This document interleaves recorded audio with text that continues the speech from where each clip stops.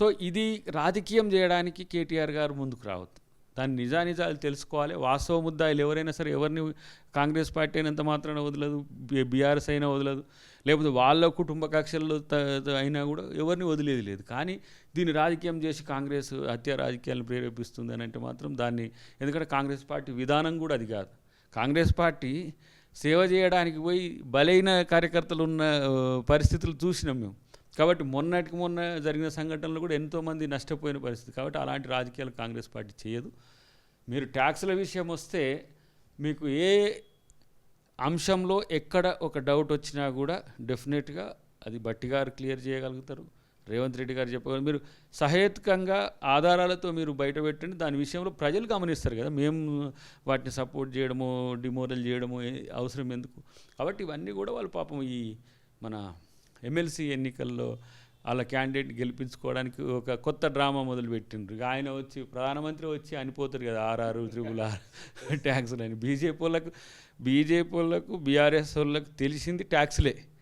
ప్రజల మీద ట్యాక్సులు వేసి వాళ్ళని కొల్లగొట్టి అలా వాళ్ళు ధనవంతులు అయినారు. కాబట్టి కాంగ్రెస్ వాళ్ళు కూడా ట్యాక్సులు వేస్తారు అనుకుంటారు. కాంగ్రెస్ ట్యాక్సులు వేయదు. కాంగ్రెస్ ఏ విధంగా సంపద సృష్టి చేయాలనో ఒక చర్చ ఉంది. ప్రజల్ని పీడించే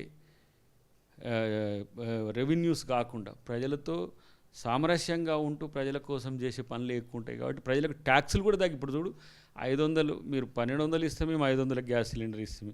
మీరు పవర్కు ఇష్టం వచ్చినట్టు రేట్లు ఇస్తే మేము 200 యూనిట్ వరకు ఫ్రీ ఇస్తాము. బస్సులు మీరు ఛార్జీలు పెంచితే మేము బస్సులలో ఫ్రీ ఇచ్చేస్తాము. ఇలా మీరు ఉద్యోగాలు ఇవ్వకపోతే మేము ఉద్యోగాలు ఇచ్చే ప్రయత్నంలో పడితే మేము ఏది తక్కువ చేస్తున్నాం. ఇప్పుడు మహిళలకు సంబంధించి జాతీయ స్థాయిలోనేమో నెలకు 7,500 పైచిలకు, రాష్ట్రంలో 2,500 రూపాయలు వచ్చే నెల నుంచి పడబోతున్నాయి. ప్రతి దగ్గర మేము ప్రజలకు సంపద పంపిణీ ఎట్లా జరగాలని చూస్తున్నాము. వాళ్ళకు పంపిణీ ఎట్లా జరగాలని చూసిండ్రు. వాళ్ళ ఇళ్ళకి ఇప్పుడు ప్రజల సొమ్మును డంప్ చేసి వాళ్ళు చేయాలి. నేను అంటే ప్రజల కోసం కేటాయించిన బడ్జెట్లను వాళ్ళ ఖాతాలకు ఎట్లా మళ్లించుకోవాలనే వాళ్ళ ప్లాన్స్ ఉంటుండే, ప్రాజెక్టులు అయినా ఏవైనా సరే. కానీ కాంగ్రెస్ పార్టీ అట్లా చేస్తే విమర్శలు వస్తాయి. విమర్శలు రాగానే వాటికి సంబంధించి ఇమ్మీడియట్గా దాన్ని ఎవరైనా తప్పు చేసే ప్రయత్నం చేసినా ఇమ్మీడియట్గా సెటరేట్ అయ్యే పరిస్థితి ఉంటుంది. జూన్ 2వ తారీఖు సోనియా గాంధీని పిలవడాన్ని తప్పుపడుతున్నటువంటి సందర్భం కనబడుతుంది. అటు బీఆర్ఎస్ పార్టీ అటు బీజేపీ పార్టీ అధికారిక ప్రభుత్వ కార్యక్రమానికి సోనియా గాంధీని ఎట్లా పిలుస్తారనేటువంటి ప్రశ్నలు కూడా తలెత్తున్నటువంటి సందర్భంలో ఏం చెప్తారు ఆ మాటలకి? ఇప్పుడు మనం ఇంట్లో ఒక ఫంక్షన్ చేసుకుంటేనే మన ఎవరైతే చుట్టాలు పక్కాలు ఉంటారో వాళ్ళందరినీ పిలుచుకొని చేసుకుంటాం.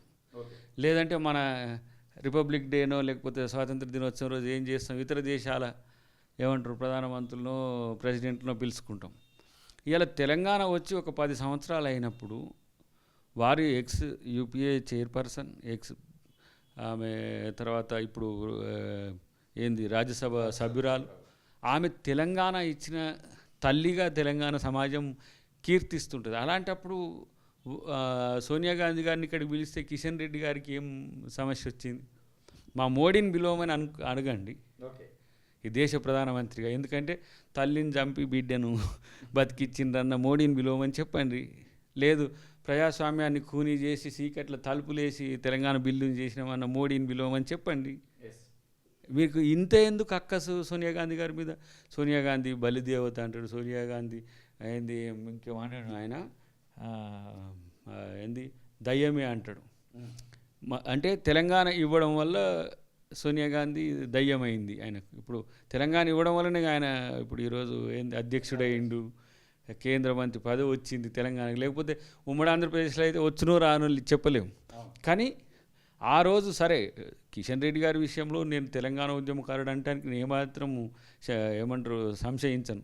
ఎందుకంటే వాళ్ళ ప్రోగ్రాంలో నేను కూడా పాల్గొన్న జేఏసీ నాయకునిగా కాబట్టి. కానీ సోనియా గాంధీ విషయం వచ్చేసరికి ఆమెను అంగీకరించకపోవడం అనేది వాళ్ళ రాజకీయ భావదారిద్రం.